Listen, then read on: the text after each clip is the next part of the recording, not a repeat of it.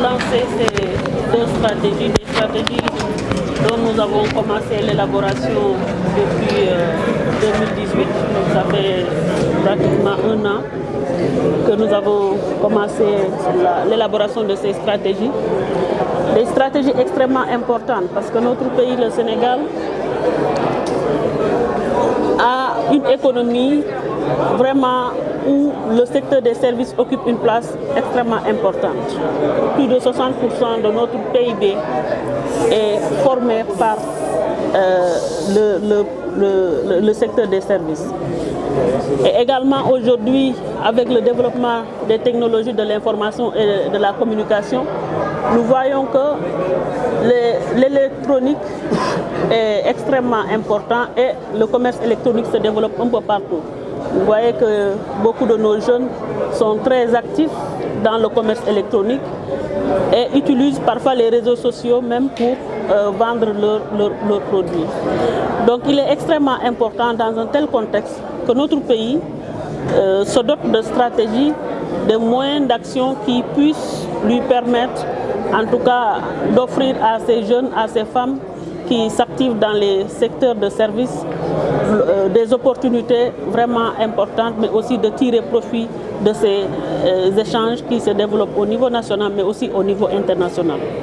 Pour le secteur des services, notre pays occupe déjà environ 30% des parts de marché de la région UEMOA.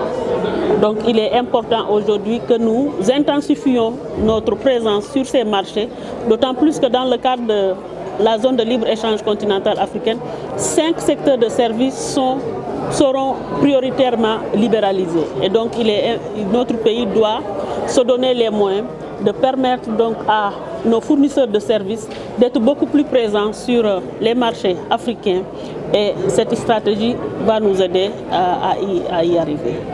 Vous avez annoncé 35 000 emplois seront attendus au terme, c'est ça?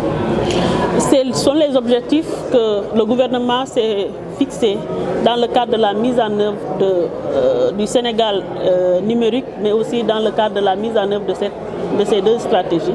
Et donc, ce sera des emplois extrêmement importants, mais aussi structurants et qui seront adaptés à la demande aujourd'hui des jeunes, de la population jeune du Sénégal.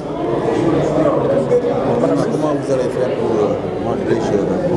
assurer la suivi de l'évaluation de ces stratégies? Déjà, un comité sera mis en place. Comme vous le savez, dans le cadre de l'élaboration de ces stratégies, nous avons mis en place un comité restreint, interministériel restreint. Et aujourd'hui, ce comité sera toujours là, peut-être adapté à l'aspect mise en œuvre et aussi un suivi évaluation sera fait et je me verrai personnellement à rencontrer très souvent le comité pour voir où est-ce qu'on en est, s'il y a des points de blocage, comment les lever. Le Sénégal est-il prêt pour affronter le marché de l'électricité continentale? Vous savez, l'Afrique est notre principal marché. Déjà, nous réalisons pour le commerce des marchandises, plus de 40% de nos exportations sont réalisées sur le marché africain. Aujourd'hui, pour le commerce des services, je le disais tout à l'heure, nous détenons environ 30% de parts de marché. Donc, c'est extrêmement important aujourd'hui que le Sénégal soit très présent sur le marché africain. Et je pense qu'avoir des accords comme l'accord sur la zone de libre-échange continentale africaine va beaucoup nous aider. D'autant plus que pour ce qui est des services, les barrières sont surtout constituées de réglementation. Et donc avec la zone de libre-échange continentale, on va harmoniser un peu les règles dans les différents pays, ce qui va permettre donc à nos fournisseurs de services de pouvoir vraiment être beaucoup plus présents. Et comme nous avons une réglementation qui leur a permis déjà de bien se développer, s'il y a une harmonisation dans les autres pays, naturellement, nos fournisseurs de services seront beaucoup plus à l'aise. Madame le ministre, vous avez aussi dit dans le cadre du cadre de suivi évaluation que vous verrez strictement qu'il y a son implication. Est-ce que cela veut dire que vous avez une nouvelle approche dans le ministère du Commerce? Bon, je veux juste dire que, comme vous le savez, nous avons souvent beaucoup de bonnes stratégies, mais souvent nous peinons un peu dans la mise en œuvre. Et je pense que si nous avons un suivi et une évaluation assez rapprochée, cela va nous permettre en tout cas de surmonter cet obstacle.